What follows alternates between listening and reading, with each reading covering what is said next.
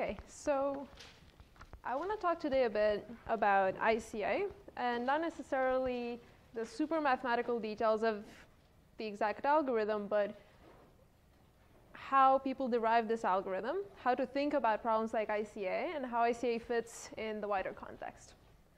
So I think ICA is a bit different from other optimization algorithms we've seen in that it's a much more exploratory data analysis setting.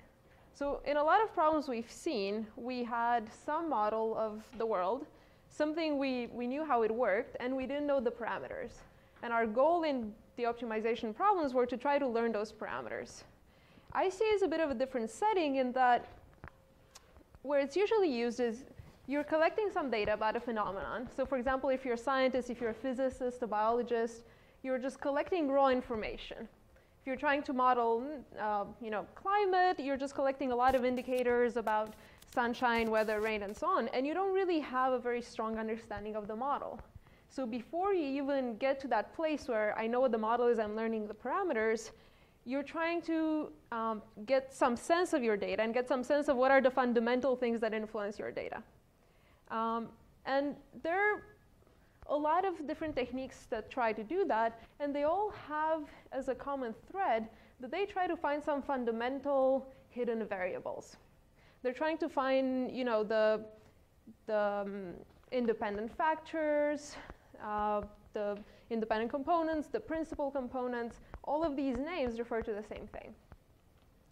And the way that all these algorithms are different is in the assumptions they make. Some make easier assumptions that won't always hold, but that lead to easier to implement algorithms, and some make more complex assumptions, and then it's a pain in the ass to try to understand what the algorithm is doing, but you expect to get better results. So when we're talking about trying to find these latent hidden components, the way people usually think about this is that there is some true signal, S, that's usually a multivariate signal itself, so it's in R to the M. And these signals S have been combined in one way or another to create what you actually observe, which is another multivariate vector X. And your X, you can imagine that it could, in a realistic setting, it could be combined in any way, but we don't usually know how to deal very well with the most general settings. So what we tend to do is to say that X is a linear combination of the X's. So we tend to say that X was generated by taking the S's and combining them with a mixing matrix A. And this is the, as false of a starting premise as that is, it's the starting premise for most algorithms like this. And now the question is, what should we assume? This is clearly a very undetermined problem. In most settings, we only know that we observe X. We don't know the distribution of X. We don't know the distribution of S. We don't know who A is. We don't know anything. So to make any sort of progress, we need to start making some assumptions. And just to start thinking about this, if our goal is to try to understand some fundamental dynamics of the system, what kind of assumptions make sense to make on S?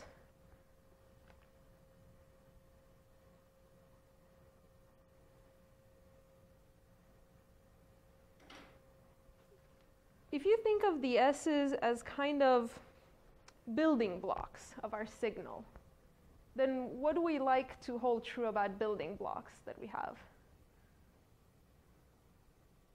It lies in some low dimension. They're in some low dimension, so that influences how many S's there are.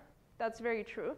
But even about the S's themselves, it's probably so obvious that you don't even think that that's what I'm asking, but the very obvious thing I'm getting to is that you'd like the S's to be somehow unrelated to each other. You'd like them to capture different parts of your dynamics, and the total effect you observe is composed out of these completely separate components. Because then if you have such a problem, we're trying to understand what influences climate, and it turns out there are 3 or 4 completely different things that influence climate, then if I'm trying to affect climate change, then I can go try and focus on one at a time and understand it better. So in many settings, what I want is to get these components that don't relate to each other. Each of them has its own mode of variation, right? So that's where all these assumptions usually come from. Now, how do we quantify that these are unrelated? What does unrelated mean in mathematical/statistical terms?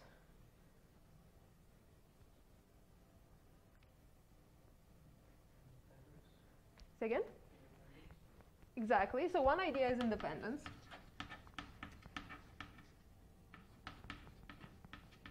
And independence, the assumption of independence is what is the basis of independent component analysis.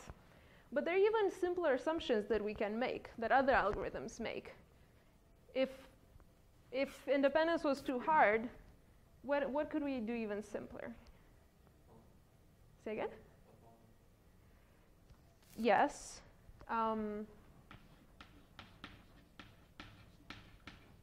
We always assume actually that they're orthogonal. If they're not orthogonal, that makes our life even harder. But in the direction of independence, because we really want that, a simpler thing we might want to assume is just that they're uncorrelated. Is it clear to people that uncorrelated and independent are different things? More clear than I expected. So even if it's clear, I'm still going to say a bit more about it, just to make sure. So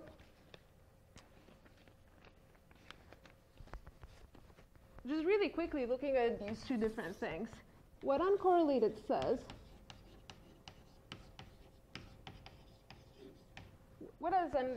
so say we have two variables, S1 and S2, right? And let's just for now assume that they have zero mean. What does it mean to say that they're uncorrelated?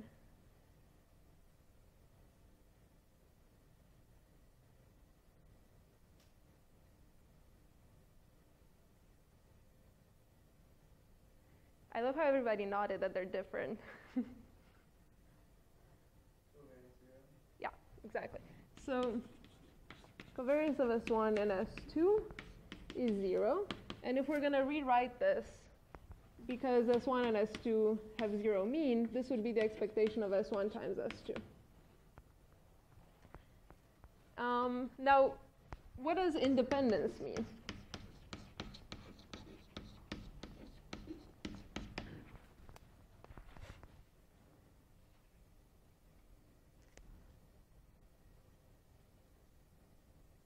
You guys know what independence means. Come on, somebody help me. They're joint distribution. Yeah, exactly.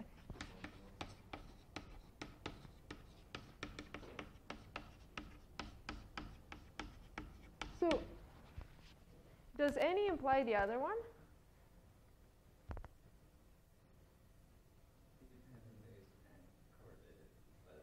Yeah, exactly. And we can just prove directly by writing who this is, but we can prove an even stronger form that, at least when I saw it, it made a lot of sense to me. What we can prove is that for any functions f and g, the expectation of f of S1, g of S2 is equal in this case to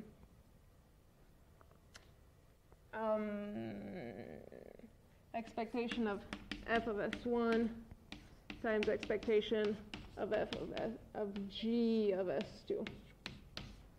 It's a bit deceiving here. What I should have written is this. Except both of them were 0, so I didn't bother. So if you look at what's going on, with independence, we capture much, much more decomposability than we capture with uncorrelation. Okay? So it's strictly stronger. And the standard way to see what's going, that people visualize this, is that if we have, for example, a rotated square, you can see that these two dimensions, x and y, are uncorrelated.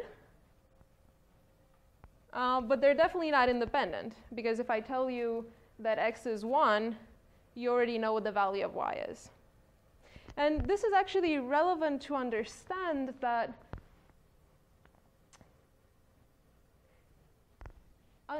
if I fix, so if in this example, where these are two variables that have, I'm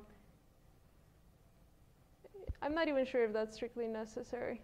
I need to think exactly under what conditions. But under very weak conditions, if I have two uncorrelated variables and I just rotate them by any amount, they remain uncorrelated. So if you imagine this, if I run something like this, which is a rotation of my initial squared, that's still uncorrelated, right? And this is true in however many dimensions, however many rotations you have. So, but that's clearly obviously not true of independence. So the way you can think many times is that you can transform your variables to be uncorrelated as a first step, but if you want to transform them to be independent, you have to do much more work. Okay, so having set up this like basic thinking about what you might want of your variables, I'm just going to really quickly comment that if all you ask of your variables is to be uncorrelated, you get PCA, principal component analysis. So all of you, I think, have heard of PCA, right? All that PCA is doing is saying, given some x's, assume that x is equal to AS, and assume that S is uncorrelated. And from this very, very simple assumption, then what PCA goes on to do is to say, well, if I am trying to recover S, then let's write S as some Wx, where W obviously will be a to the minus 1. And let's now use our assumption that S is uncorrelated. So what S is uncorrelated means is that the expectation of S transpose, right, is equal to what? Yeah. Assuming that its identity if these have variance equal to 1, and is in general a diagonal matrix if the variances aren't 1. So then PCA just says, oh, interesting. What I want is a diagonal matrix. Let's express S in terms of our W, which is what we want to get. So this is Wx, X transpose, W transpose. Linear combination, we can take the W out of the expectation.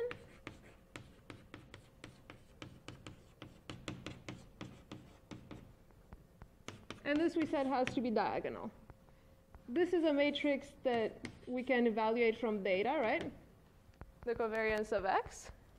So then what PCA comes down to is, oh, we lucked out that by making this request that are uncorrelated, we get a very simple structure. All we have to do is diagonalize a matrix, diagonalize sigma x. We know how to achieve that. We can achieve that by running eigendecomposition. Yeah? Okay. But we kind of lucked out a bit that we got such a simple structure. So if we want to ask more, if we want to ask independence, we're going to need to do much more work for that. And the way like Barnabas was showing in class is that it actually is important to do much more work. So if what you're trying to do is pull apart some signals that you know matter exactly what the original signals were, you don't care about a rotation of the signals, you care about the signals themselves, the way it happens if you're trying to unmix voice, then PCA won't be enough. That's why PCA failed in the example he was giving in class of mixed sounds, because it was retrieving some arbitrary rotation of the sound signals that was, again, jumbled and made no sense. Okay, so our goal is then independence, okay? And let's just, Sorry, I don't understand. yeah. What's the point you're trying to make for the something going to D, the diagonal? This? Yeah, like. Okay. What does PCA do for that? So what I was saying is, what PCA is trying to solve is find W such that W sigma x W transpose is diagonal. Like, that is the problem that PCA ends up trying to solve because of our request. And there could be many W's that made this diagonal. And because we're not asking for more, we're not like, we don't care which one of them we retrieve. we will just use any algorithm we know to diagonalize something. And one of the algorithms we know to diagonalize something is to take the eigendecomposition and to use the eigenvectors as W. Yeah. Okay. So essentially, all that I was saying here is if you ask for something pretty easy, within 2 lines, you can find an algorithm to solve it based on our understanding of the structure of matrices. That's it. And that's all the PCA is doing. And what you get out of it is exactly how much you asked for. You asked for uncorrelated. That makes some analysis easier. But if you care about the original signals, that might easily not be enough. OK, so with this long intro, let's look at what ICA does. So we said that ICA wants about the same thing. So wants to find a matrix W that takes the the data that we recorded and transforms it to some S, such that S, like all the different SIs, are independent.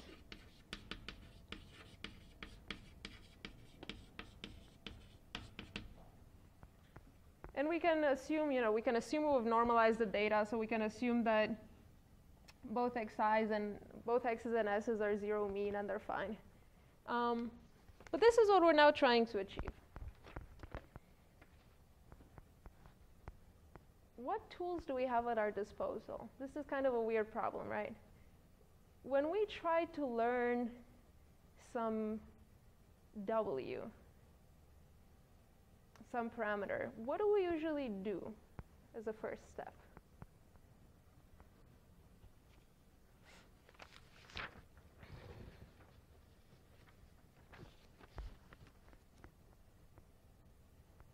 Think of something like any problem, not this. What are ways we know how to learn parameters from data?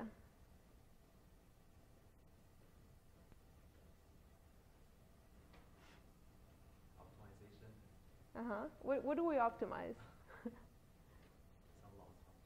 OK, wonderful. So one thing we might optimize is a loss function. What's another super common thing? Maximum likelihood. Yes.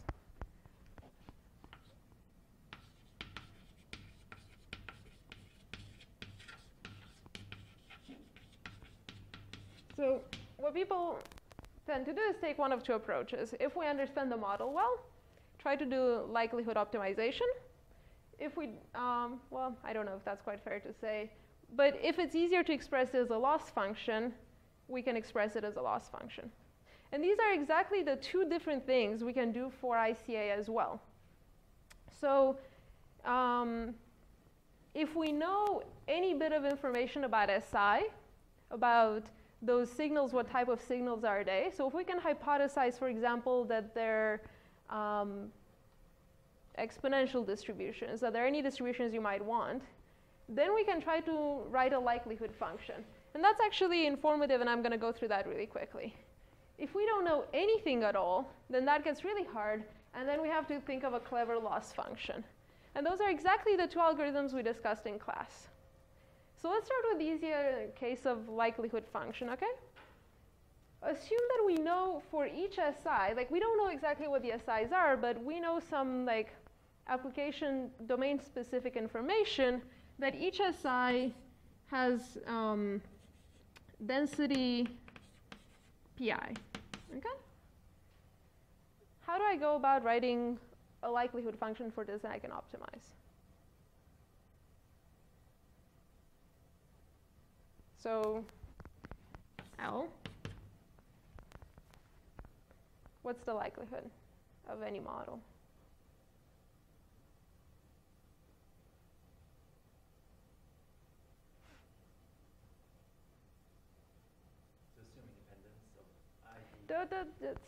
Yes, that's true. But like from very beginning, for any probability function, what's the likelihood? What's the first thing that I should write as a formula?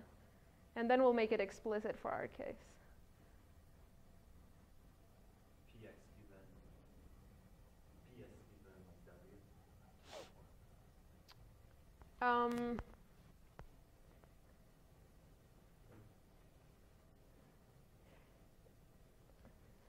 Kind of.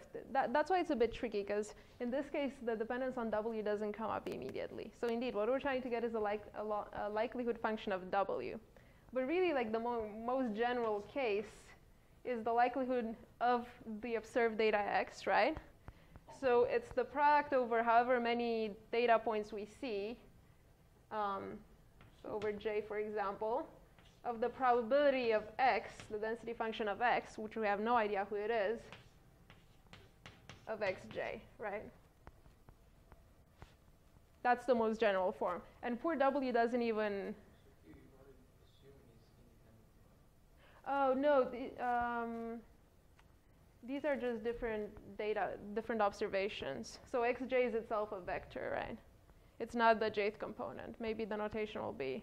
So maybe a better way to do this is to call this capital X and the jth column of capital X. So you said X is observed and S is what? S is unobserved. Oh, so S is unobserved. yeah. So we know something about it, how we expect S to behave, but really we're observing X. So if we want to write the likelihood of the data, this is what we have to write, right? So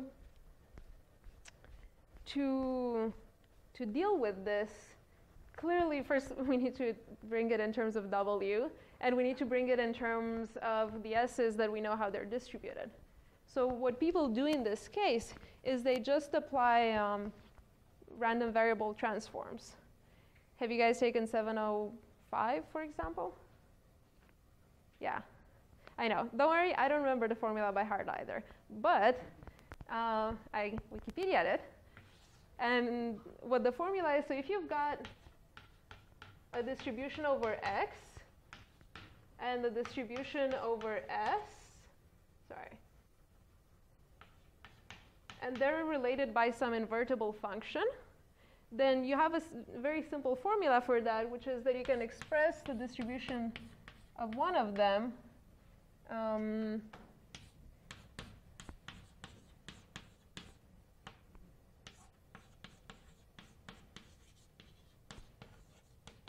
as a distribution of the other times a determinant, which is the determinant of the Jacobian, which is the determinant of the partial derivatives between S and X. This is itself a proof. I don't want to go through that. You can go like refresh your mind about it. But this is the formula that's used for transforming between variables. And you can get a grasp of it by just like doing a bunch of simple examples. So for example, if, well, can you, let me think.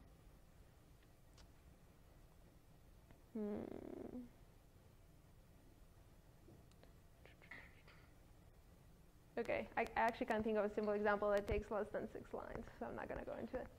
But is this, do people even vaguely remember that they studied this? Nobody? Okay.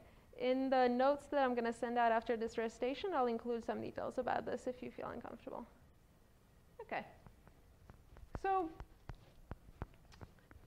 how do we use this to get what we want here, which is a likelihood function in terms of W that we know how to deal with?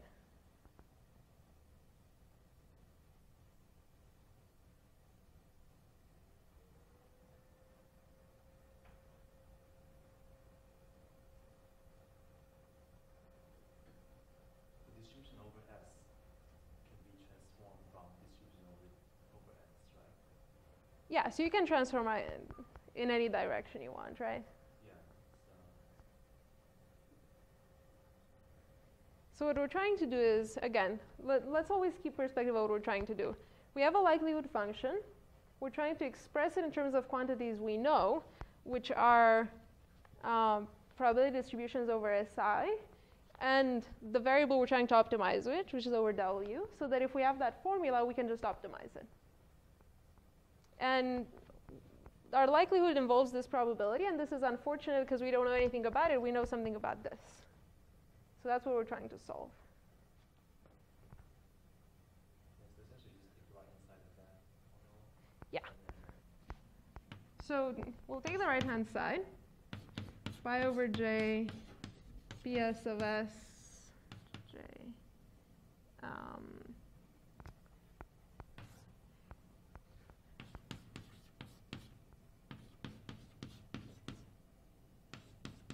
Okay. Who's ds over dx? That matrix, whose determinant we're computing.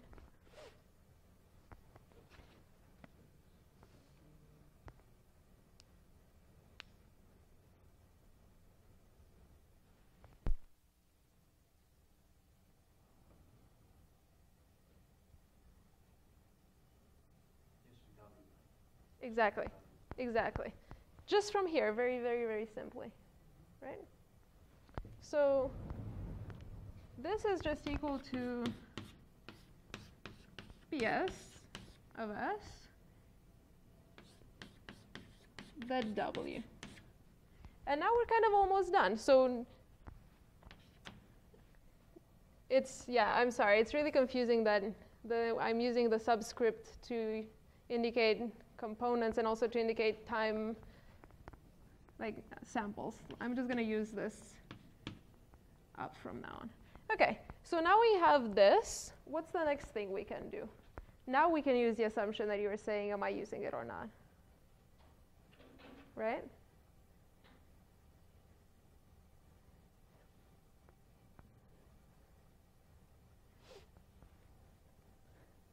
So we brought it in terms of the joint probability over the components S. And we exactly. So now I can break this up even further, and you have the component per component. PSI, that's W.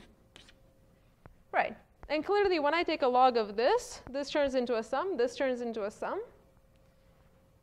And this also, this product turns into a sum. So this implies that the log likelihood as a function of W, happily, is sum over the number of data points, sum over the number of dimensions, log PSI,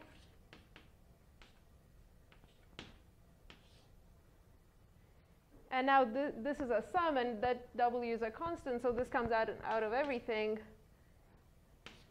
plus that W times the number of data points. So, yeah, I knew I'm forgetting something. Thank you. There you go. OK. So again, just to recap, I think it's good to go through this because it's still hard to see exactly what we're doing, even if we all know what a log likelihood is. All we did was take the probability of the data points. We didn't know anything about that, so convert it from observed data points to our signals that we know more about using just normal, standard, random variable conversion technique. We then applied our assumptions, and we took the log, and we have this function. And this function now, if we said we know the formula for SI, and I'm sure I'm missing, what am I still missing? Right, so the last step we can do is that now we can write SI again as WX. Like now we know P of SI, we know X, this is again a variable we optimize against, and this is W. So now everything in this formula is either known or the optimization variable. And we can just do anything we want. Like we now need to maximize this log likelihood. We can apply any technique. So what kind of techniques could we apply to this?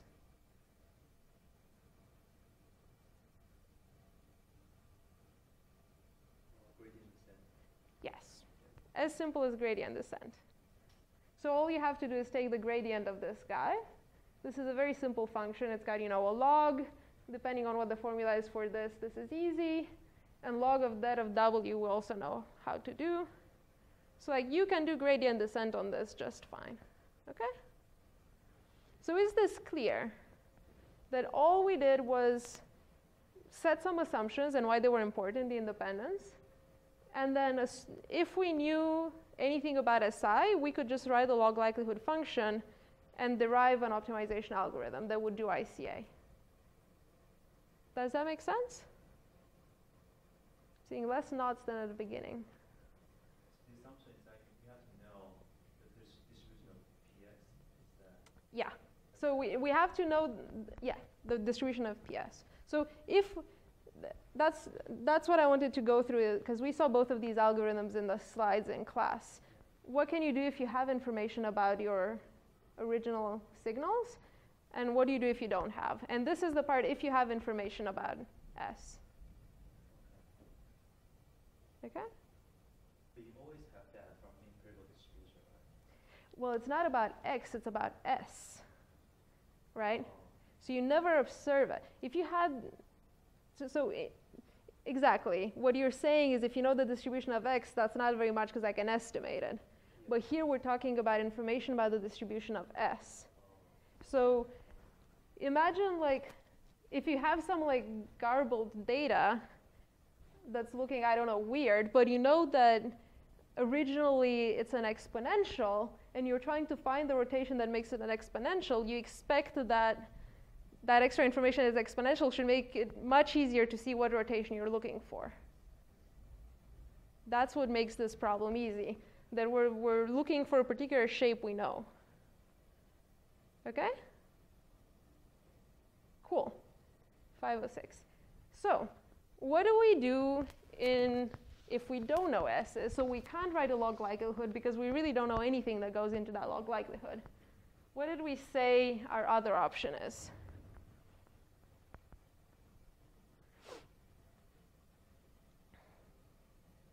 I think you guys proposed it, so you definitely know it.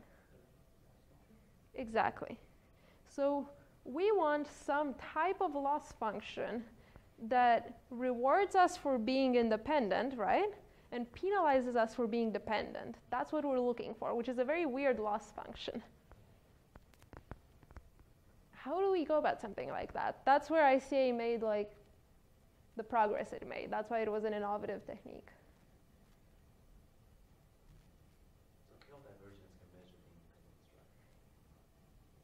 Exactly. Well, that's not what KL divergence measures normally, but you can set it up to measure independence. Yeah, the joint divergence minus the marginal divergence, right?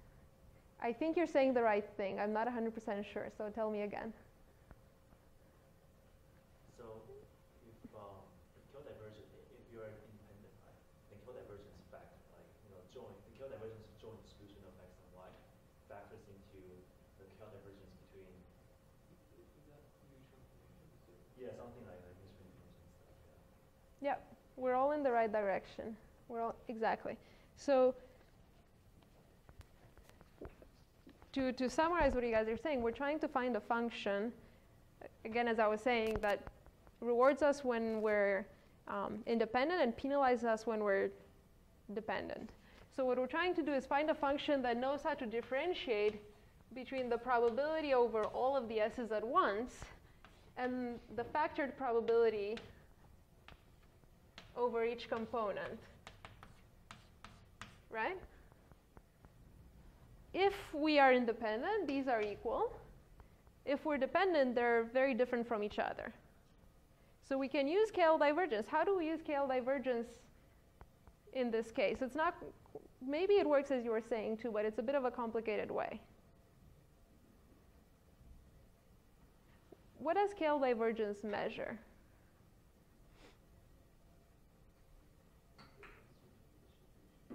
Exactly. So if you just take the KL divergence of this guy, the joint, and this guy, the factored,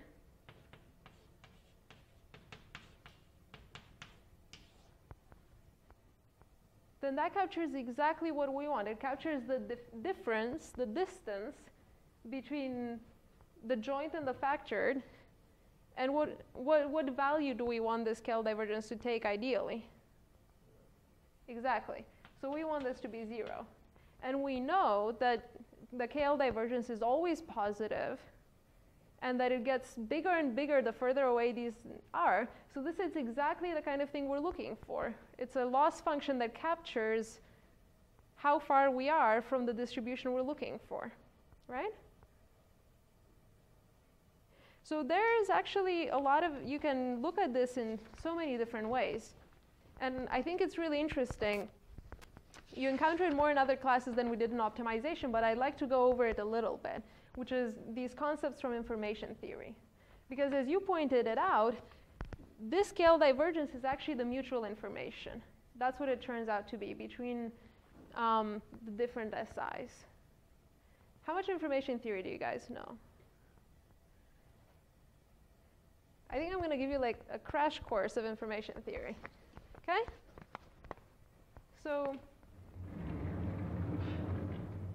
here's the crash course on information theory.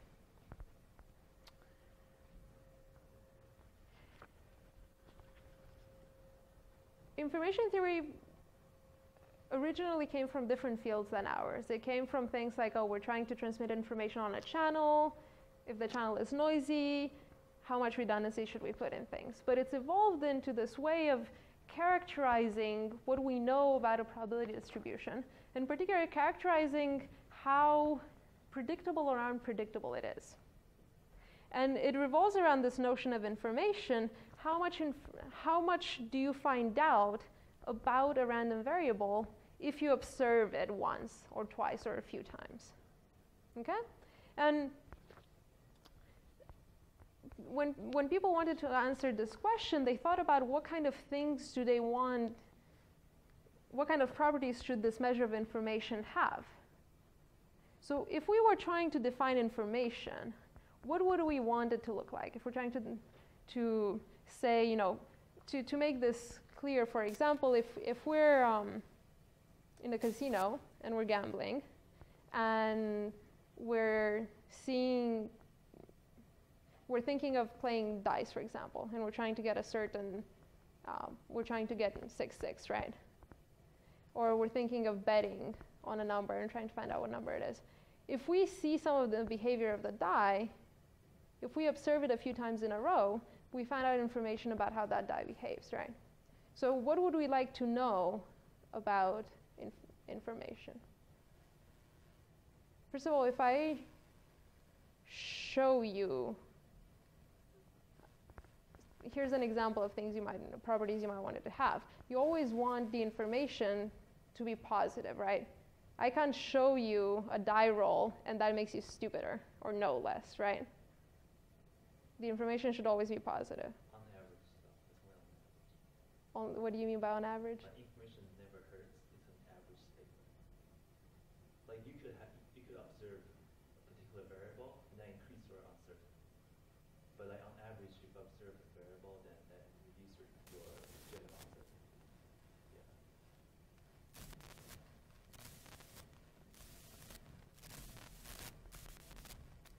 I think that's true.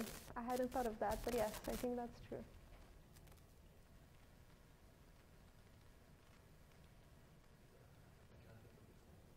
Mm-hmm. So here's this way that I saw very cool to think about.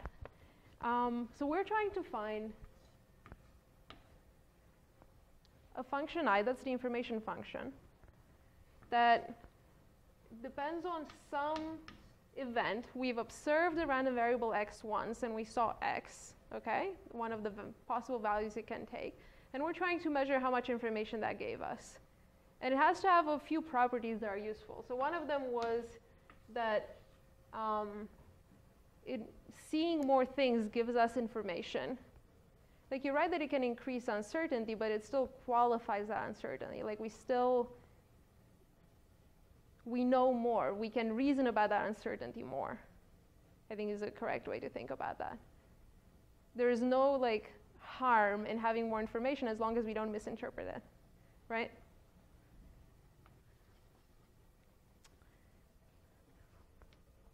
What is something else? So what if, for example, I was gambling and I'm playing roulette, and you know how roulette has like 36 slots, and you will choose a slot and you'll say, oh, if the ball falls in that slot, I win, if not, I lose, right? And somebody is going to cheat and is going to tell you in your ear what the next ball will be. If I tell you that it's going to be precisely, if I tell you it's going to fall in the one you betted, I'm really sorry, I had this clear in my mind an hour ago. Let me try to explain this from scratch. Give me 1 second.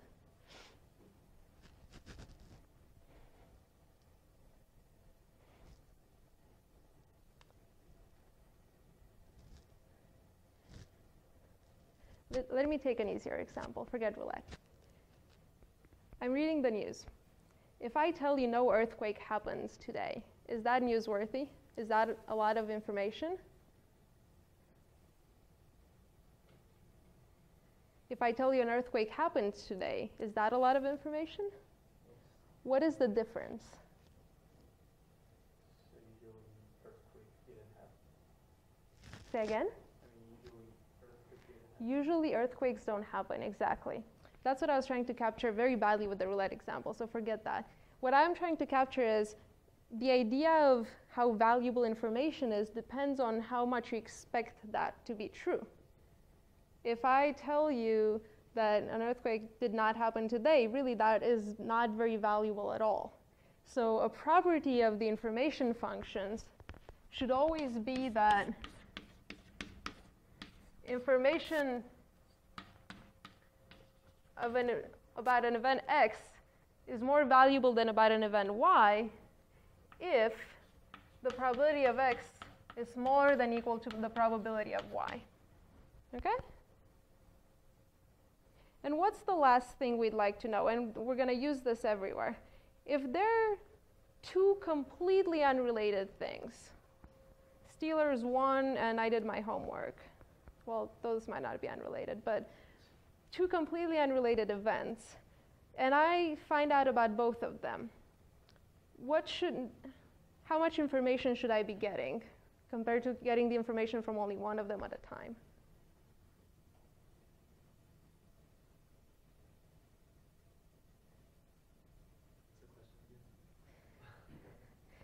If they're two completely unrelated random variables,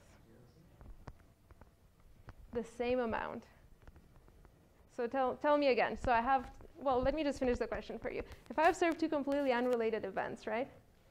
And I get information about both of them, the total information of seeing X and Y, when X and Y are unrelated, how does that compare to the information from X and the information from Y?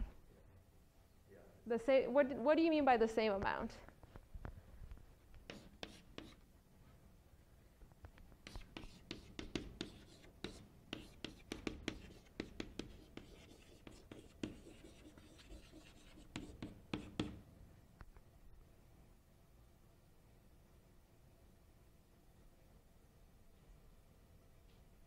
Because you're right about the same amount, but how do you formalize that? Equals to hx plus hy. Ix plus ay. Oh. Exactly. So these are the only three properties that people thought up when they were thinking, how do I measure the value of finding something out about a random variable? That the value should always be positive, that it should be more important if I find out about something that's unexpected, and that if I find out about completely unrelated things, then the value should just sum. There shouldn't be any more or less value about finding about both of them. So this is actually part of why all the information theory is centered around the formulas you see for entropy all the time, because people were looking for a function that satisfies these things.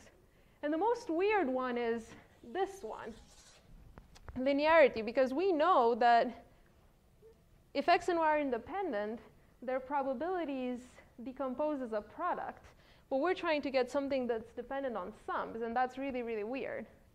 So what function do we know that does that?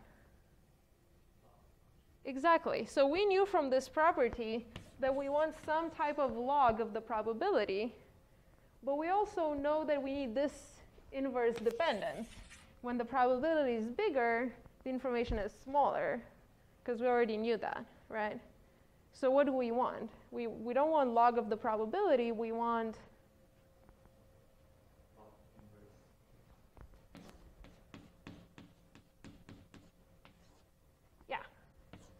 So that's where the definition of information comes from. The information that we get from observing that a random variable has a certain value x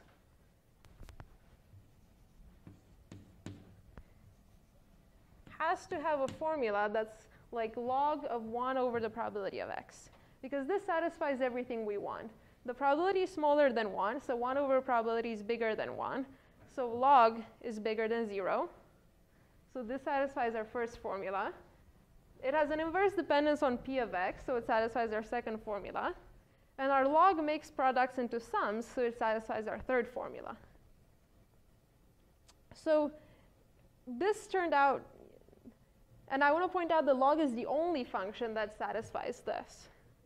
So it turned out that if this is what we want about information, it really told us who the information should be. Okay? Now, from here, the next thing people talk about that's more common, people don't come and tell you, like, usually when you deal with statistics, you want to understand how a random variable behaves in general, not how it behaved on certain observation. So people introduce the concept of entropy. And the entropy of a random variable was just the average information you got from that random variable. If the two values were, was there an earthquake or there wasn't an earthquake, then you look at the amount of information you get from there wasn't an earthquake, very little, and the information you get from there is an earthquake, and you average them out with respect to their probabilities. So that's where you get the formula of integral of I of x p of x dx, and plugging in who I of x is integral of p of x log 1 over p of x dx. And using the fact that you can consider this as p of x to the minus 1 and take the minus 1 out of the log, this is minus integral of p of x log of x log p of x dx. Have you guys seen these derivations before of how you can think of where entropy came from?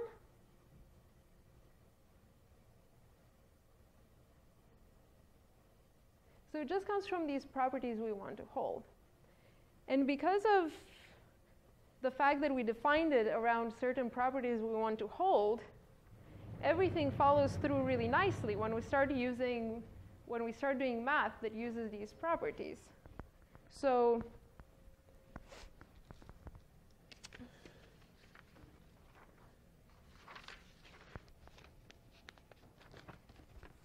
there's this really, really sexy Venn diagram that I love when people draw. People have defined a lot of different entropies. So here's how it goes. Say you now have two random variables, x and y, okay? We're getting close to mutual information now. So here's how it is. When you talk about x and y, you can talk about how x varies, about the entropy of x, right? H of x. You can talk about how y varies, h of y. You can talk about how they jointly vary,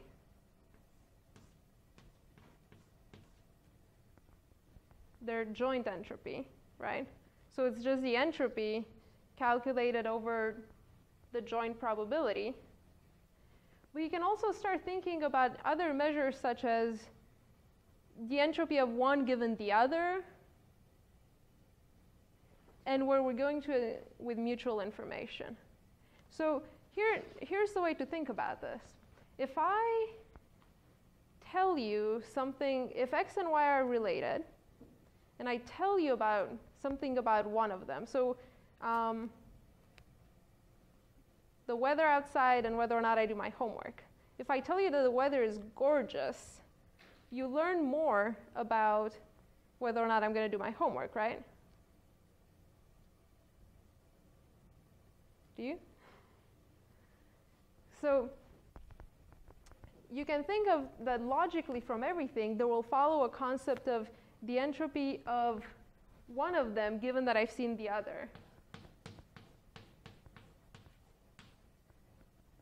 Or the other way around, if I tell you that I did my homework, you can tell that you've now gotten more information about whether or not the weather is nice outside, right?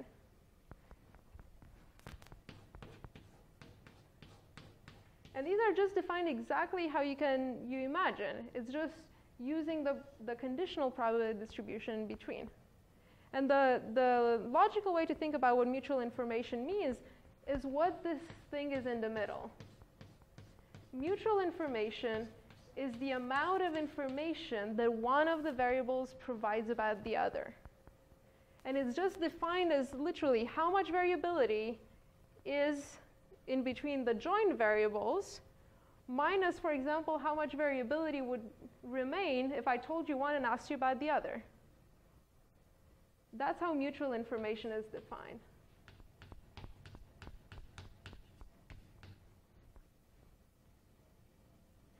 So people see this formula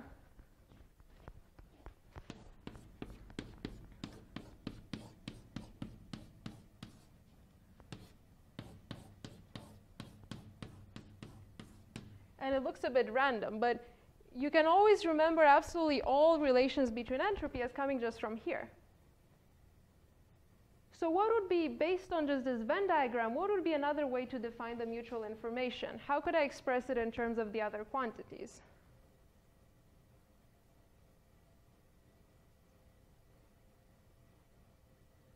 So I express it as, for example, the whole minus this part. Clearly, I can express it as the... Sorry, I express it as... that's what I was doing wrong. Sorry. I express it as the whole of x minus this part, which gives me the intersection. I can express it as the whole of y minus this part to give me the intersection. How else can I express it?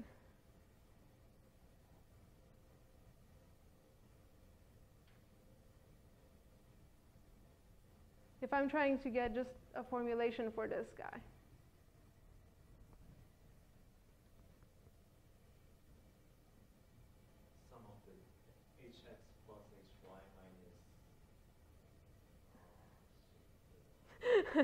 No, it does, don't give up.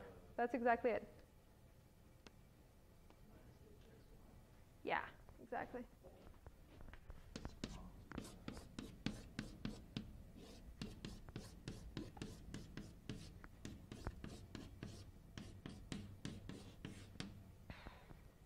So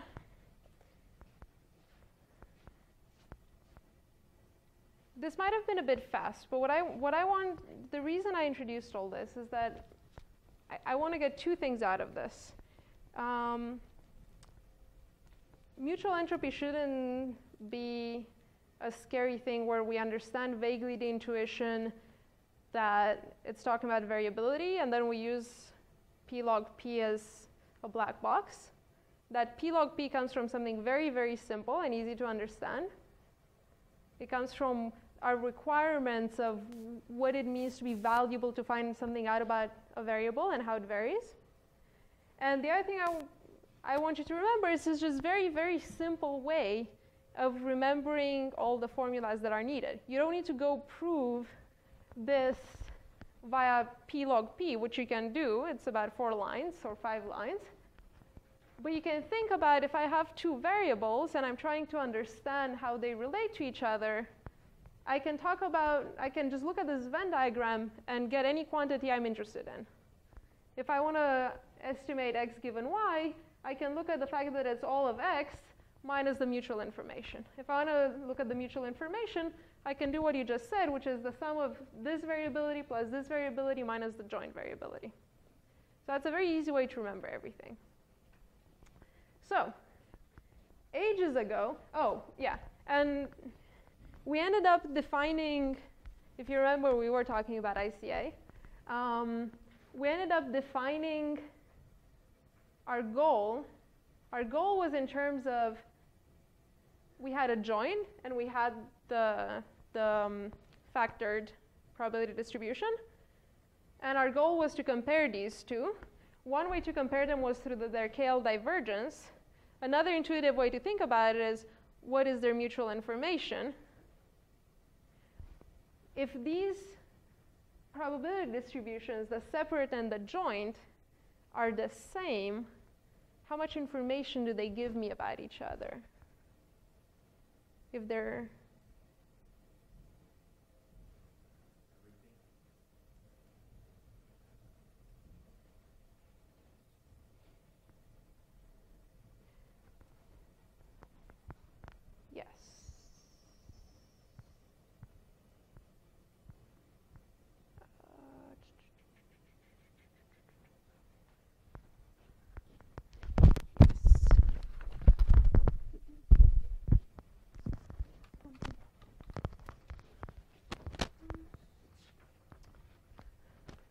I want to figure out one little sign.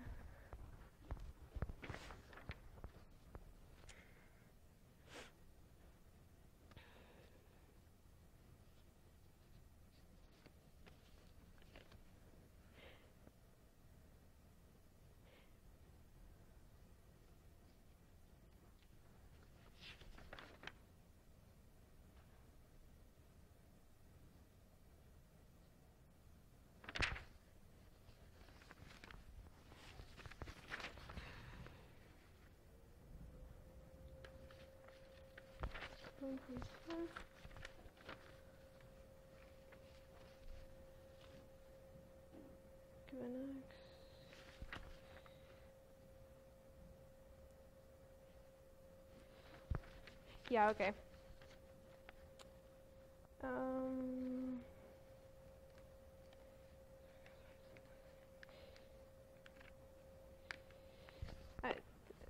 Yeah, okay, so I formulated the question a bit wrong here. Here's another way to think about it. That's why I wasn't getting the correct answer. Let me restate this. If the joint probability factors into independent variables, right? If I observe one of the variables, what does that tell me about the other one? That's what I mean to ask. Nothing. That was what I was getting to, and I was asking it wrong. Okay, so if I'm looking at the mutual information between these variables, what is that amount? Exactly.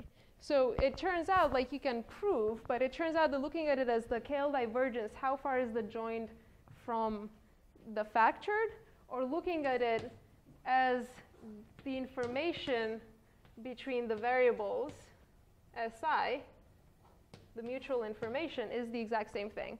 And you can prove the equivalence between the two formulas easily, because they both use logs and they both look the same. But those are the two different ways to think about this. One of them is, are we measuring how much information the variables tell us about each other, and we want that to be minimal? Or are we measuring how far the joint is from the factored, and we want those to be the same? Okay?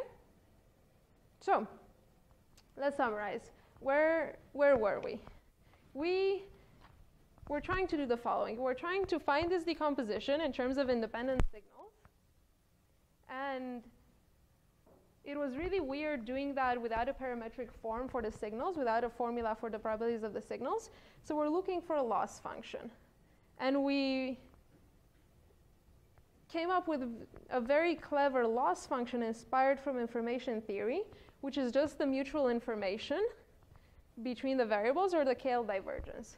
So now that we have a loss function, you can think of just the simplest optimization algorithm, right? Where's a good place to write it? What I want is to find W such that we minimize the mutual information between the SIs, the variables xi, each SI is one of the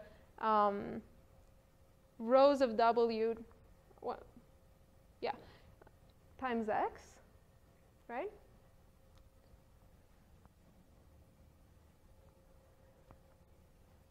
That's it.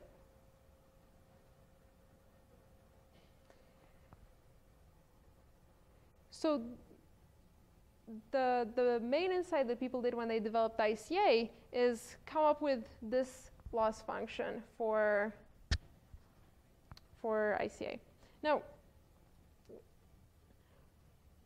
even when we have this optimization problem, here's the question: is I easy to compute? It's going in the right direction, but it's still very hard to compute, right? So we're kind of running out of time, and I'm sorry this was very long because I tried to cover a lot, but I might put it in the notes that I send you later. The next step that happens here, and there's only like 2 more steps until we finally get an algorithm, is people looked at this information and they figured out that it's actually very hard to compute, but it's very easy to approximate. People have looked in information theory for a long time, and they came up with metrics for how to approximate the mutual information. And what we covered in slides is that we said that that when we look at the mutual information, we saw 2 things. One of them was that it actually decomposed in factors that were for each individual variable, and 2, that those factors were well approximated by functions like the kurtoses. Do you remember that we saw the kurtoses in class? It's actually very hard to show, like not very hard, but it's like, you know, you have to go, it's a long proof. The kurtoses is a function that approximates this well. But that's the only thing that we're doing. All that we did was we set ourselves a goal. The goal was non-parametric and hard. We looked for a source of inspiration for how we can define a loss function. We found information theory. We found that a good appropriate way to approximate that was through the mutual information. We wrote out the formula for mutual information. It still turned out to be hard, but at least now we had a loss function. And the next thing we do is we approximate that. And the algorithm that was presented in class was to say, oh, look, you can show that the kurtosis is a good approximate function. We're going to optimize that instead using whatever algorithm we want. They use Newton because Newton is fast. But if you look in the original ICA research papers, they actually are they're finding many different other approximations for this function. So they show that the kurtosis function that's used is pretty good in theory, but is subject to outliers sometimes. So we're like, okay, then that's not a very good approximation. People are now developing a whole host of approximations that they can use instead. And that's why you're starting to see like many different versions of ICA in literature. That's why there have been a lot of papers recently, because different approximations you use here lead to different algorithms. And that's it. Thank you. Any questions? I thought you usually go until 6.